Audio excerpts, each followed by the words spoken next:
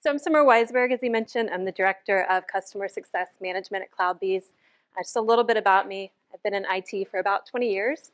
Done a little bit of everything from requirements analysis to running testing organizations to development to project management. And then most recently, about the last 6 years, really focused on customer adoption and value management. A lot of what people consider customer success now. As you can see there, I have a couple kids. All the pictures pretty dated because my son is as tall as I am now. My little girl's 4, but yeah. Thanks. For those that aren't familiar with CloudBees, just a little bit of background. So it was founded in 2010, so we're largely still a startup, although we did recently pass 300 employees, so growing pretty rapidly. So CloudBees is really the enterprise solution for continuous delivery. So we support Jenkins from an enterprise perspective, and also with a recent acquisition with just the last month or so, we have cloud-native SaaS solutions for continuous integration, continuous delivery. Offices, we're throughout the US. I'm personally in Raleigh, and then we have folks in EMEA, our founders there, and then remote folks kind of spread across the world at this point. So as I mentioned, the last 6-7 years, I've really had a focus on customer adoption, value management. Until recently, I never had the title success, right? I was an engagement manager in professional services. I was a director of professional services. And only recently, when I joined CloudBees, do I actually have the word success in my title. But it's kind of always been what I'm doing, right? That mantra of customers invest, and it's our job to make sure that they're adopting the solution and getting value out of it. So what I found during the last few years, having conversations with customers, is we'd always get into this rut of talking about outputs instead of outcomes. It was really frustrating for me. So that's what I wanted to talk about today. You know, what's the difference between an output and an outcome, and why it's very important for us as customer success professionals to be able to drive outcome conversations.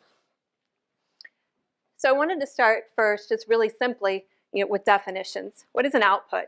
Right? If you look in the dictionary, and it's going to tell you it's the quantity or amount of something produced. Pretty straightforward. Where if you look at an outcome, it's a final product or an end result, right? So the mere definitions there tell you that those are pretty different things if you think about it. You know, an output is kind of very tactical in nature, where an outcome is really centered around the goals that your customers want to achieve and how they get there. So as I would have conversations, and it's been largely in the enterprise software development space, I would get questions from all levels, right? Whether it was an individual contributor or director or a VP at Fortune 100 companies, a lot of times, I would get questions like, how many pipelines did you build? Or how many test cases have been run? And when I got those questions, I would stop and say, I can answer these. I can look at any of you and say, I ran 5,000 test cases. Does that mean anything to anybody in here? It's really just an arbitrary number, right? So is it too many? Is it not enough? We have no way of knowing. So I'd stop the conversation and say, I think what you really want to know is, has your software been tested to a level that you can deploy it to production and it provides value to your customers and minimizes risk to you? That's what you want to know. That's the goal, right? And if I do that with 10 test cases or 10,000, it shouldn't matter to you. What matters is the outcome. So I always found it very challenging to make sure conversations stayed kind of in that vein, with customers, because they always want to get very tactical. They want to know, what have you been doing? Tell me, give me numbers. So as I was thinking through this about, what's the best way to kind of have one of these mock conversations, I was like, well, I don't want to stand up here and talk about enterprise software, because some of you guys may not know anything about enterprise software or about testing or Jenkins or all of those things. So I decided today we're going to talk about football, right? Everybody knows a little bit about football, I would assume. If anybody is not from the US and you don't, I'm sorry, I'm talking about American football today. But if I ask anybody in here, what's the desired outcome of a football game? You can all answer, right? Win, yeah, right? It's pretty simple, that the outcome desired for a football game is to win. Where an output would be, anybody want to guess? Yards, yeah, number of first downs, whatever. So I know this is a very simplistic example, and I know in our day-to-day lives it's never going to be this easy, but I wanted to use this just kind of as a mock exercise for us to see the difference between an outcome and an output-driven conversation. So we're going to assume it's Monday morning after a football game, and our job as CSMs or some similar role, is to go back and talk about how things went. So let's imagine we started the conversation like this. Here are the outputs from the game, right? If we talk about the client's team, so that's our customer in this case, we had 20 first downs, the opponent had 28. We talk about passing completions. You can see our completion percentage is a little below 50%, blah, blah, blah. And if you look at this, you're going to make some natural conclusions. So what do you guys think a customer would conclude by looking at the outputs here? They lost the game, right? Or the opponent won. And what do you think that's going to do to the conversation or the mood of your customer? They're going to start questioning why. Like, why did this happen? Why did we have so many penalties? Why didn't we get as many first downs? And that's going to kind of set the tone for the rest of the meeting. And at that point, you may go, wait, let me tell you more. But they've already set their mind to what they believe has happened. Let's assume instead that we tell them this is the outcome. Right? So we never put the outputs up, but this is the outcome of the game. What's our client immediately think? Great, right? Crushed them. We won. You helped me achieve my outcome. That's exactly what I wanted. And I'm not trying to say that we ignore the outputs because they obviously tell a story here, right? But there may be reasons. We can say, yes, we didn't achieve as many yards or this stat or that stat or whatever.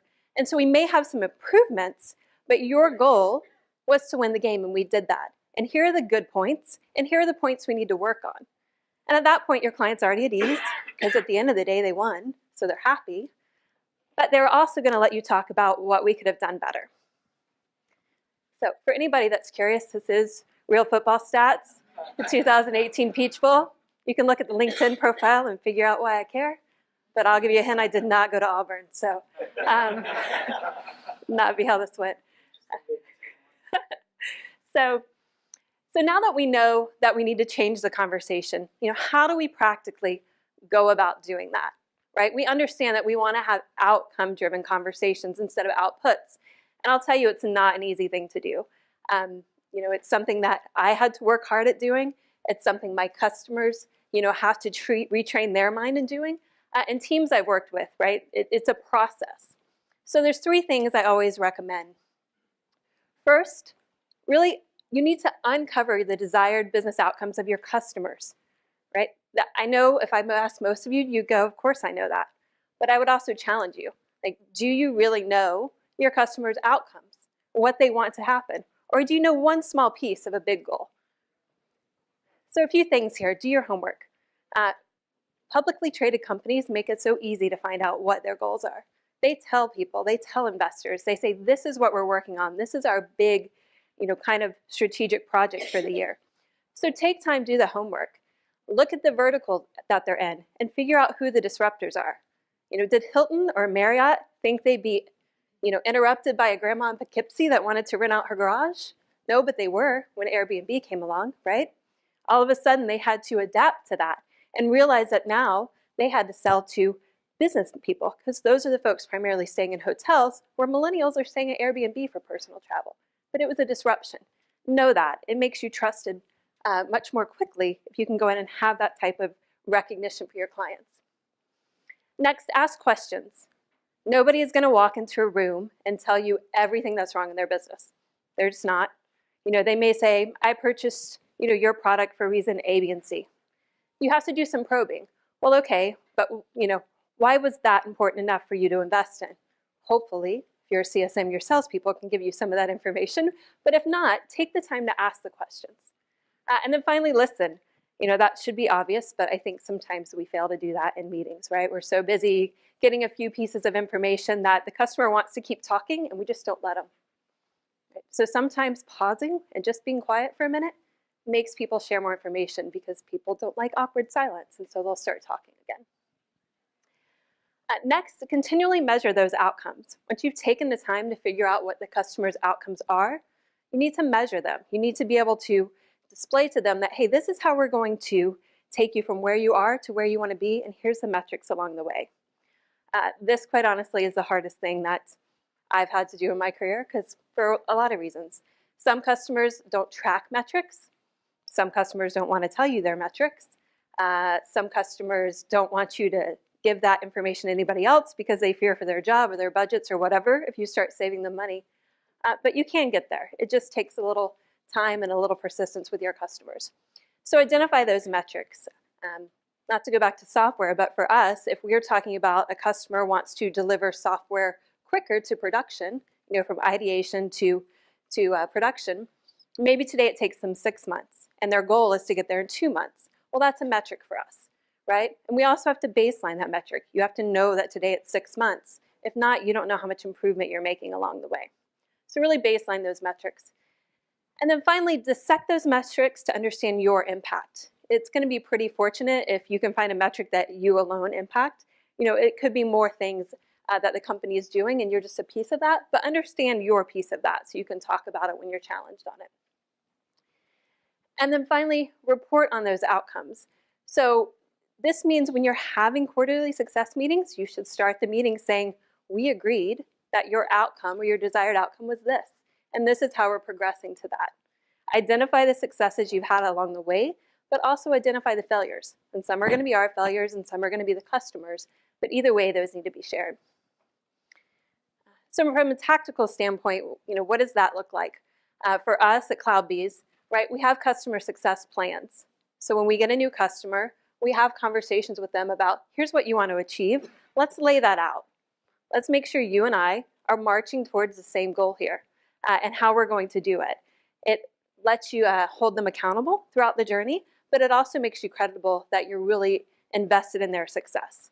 And this goes all the way from onboarding to adoption to the long-term success of the solution.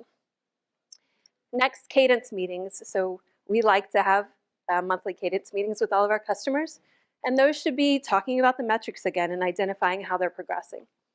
And then finally, the quarterly success reviews. I want to be very clear that these audiences should not be the same, right? Quarterly success reviews need to be elevated.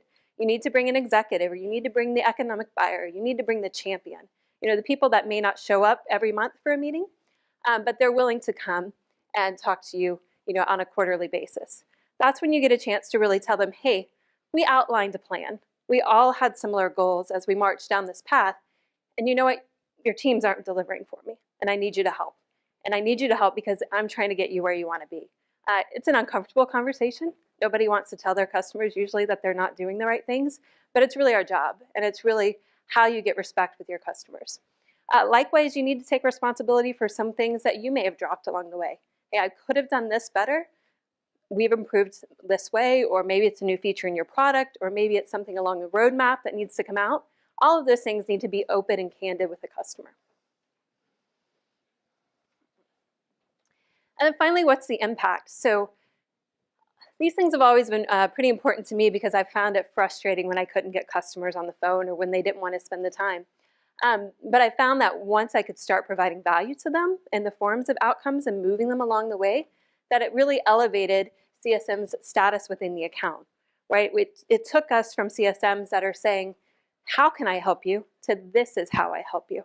And that's an important distinction, right? I don't know about all of you, but if a CSM or anybody calls me and says, hey, I'd like to schedule a meeting with you, you get one shot, right? And I may say, okay.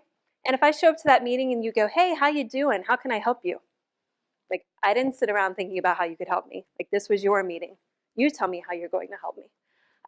And that really will get me to come back to the table next time. If you can come and say, these are the 3 things that you need to focus on, then now you've helped me. You're moving the ball for me. You're taking a load off of me. Whereas if you just come and ask me what I need you to do, I'm going to say nothing. The meeting's going to be over in 5 minutes, and I'm not going to take one with you next month. Next, gain trusted advisor status, right? So this is a bit of a journey.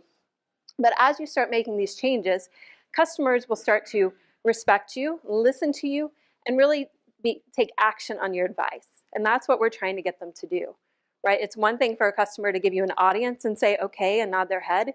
It's another to take the steps that you've asked them to enact on their adoption path, for instance, and actually do something with that information, to go back to their teams, to move the ball for you, to get rid of hurdles along the way. And that's what we want them to do. Next, opening additional lines of communication. And that's within their company, right? So once they are happy with us and you're doing good things for them, they're going to be open to sharing that with their peers. They're going to be open to introducing you to other areas of the business. And that's really how we get adoption and scale, right? The land and expand model. If one team in a company is happy with you and you want to go to the next team, you better be successful with the first one or you're done. And then finally, and you'll see it's the first time I've really put something inward-facing, reducing churn. Right? At the end of the day, I'm sure most of the folks in here are measured on the churn number. Right? Are we losing customers? Are we losing part of the annual revenue? So these will allow you, one, to predict if there is going to be churn because folks are not moving the needle like you tell them to. They're not having outcome conversations, but also help you get rid of those, eliminate those, because you can give them tangible results on how their investment has helped along the way. That is all I have. So, questions?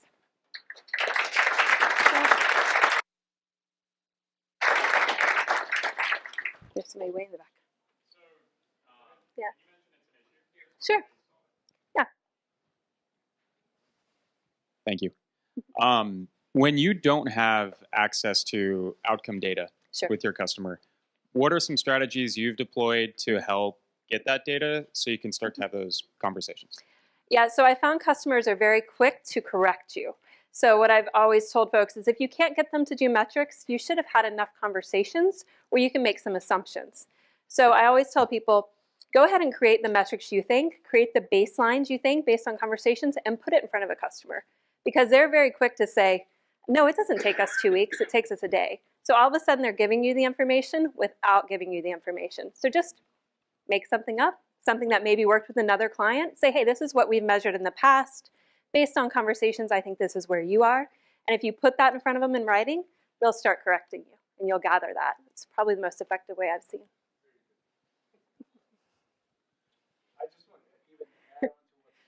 This is my coworker, Nate, by the way.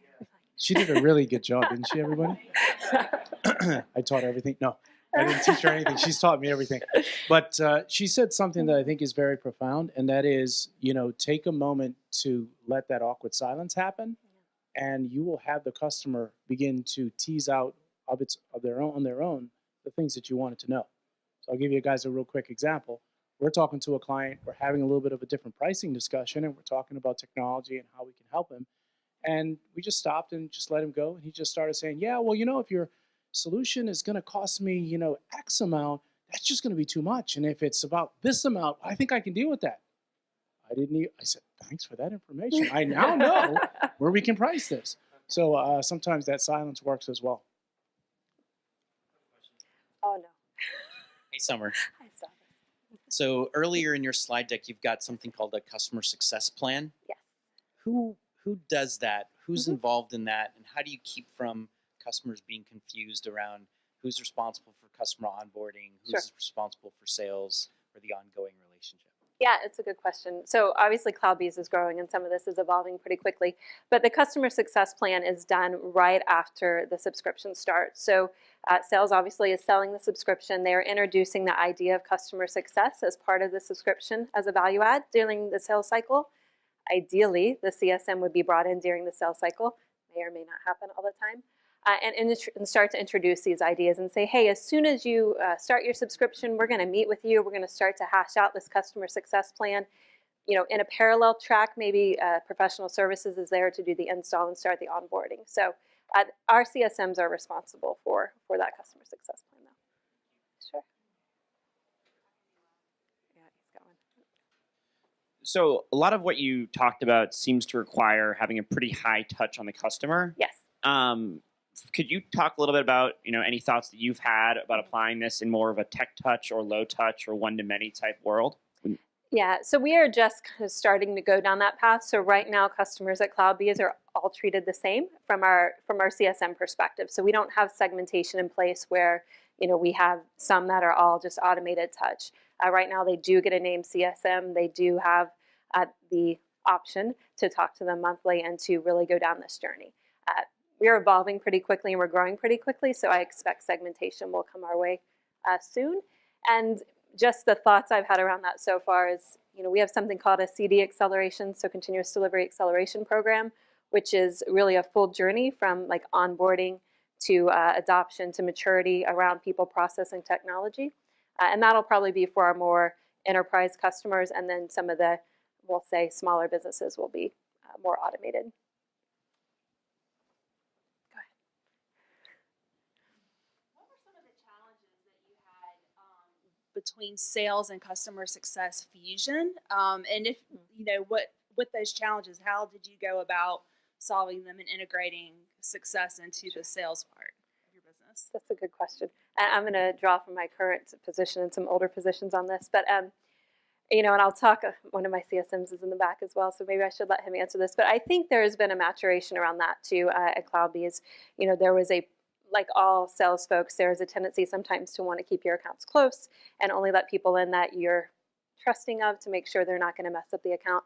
But we're very fortunate in that, you know, we have an executive push all the way down that says we are one team. This is how we operate with our customers. CSMs will be brought in early. This is what they're going to drive. So we don't have a lot of that, right? Fortunately, I think it's just because, one, we're smaller, but two, we really have that executive alignment. So our customer success team rolls up to the SVP of sales as well. So they're all under his shop, which makes that a little bit cleaner as well.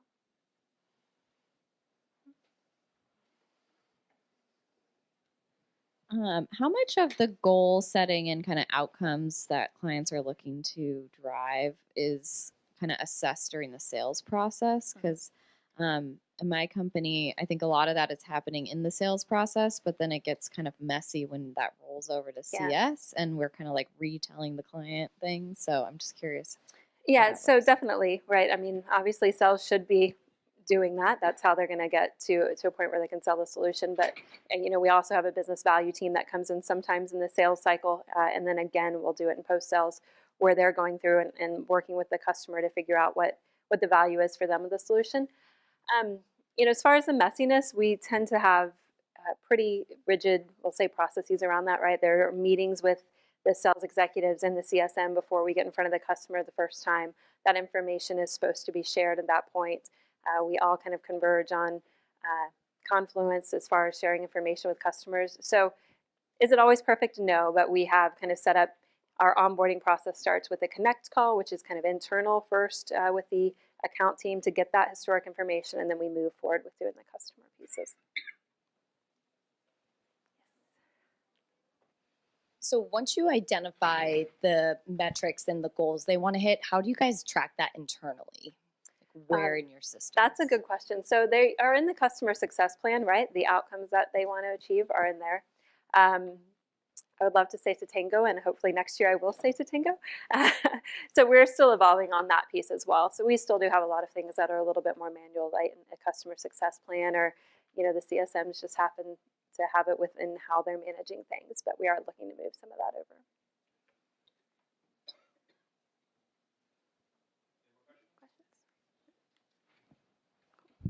All right, thank you guys. Thank you very much.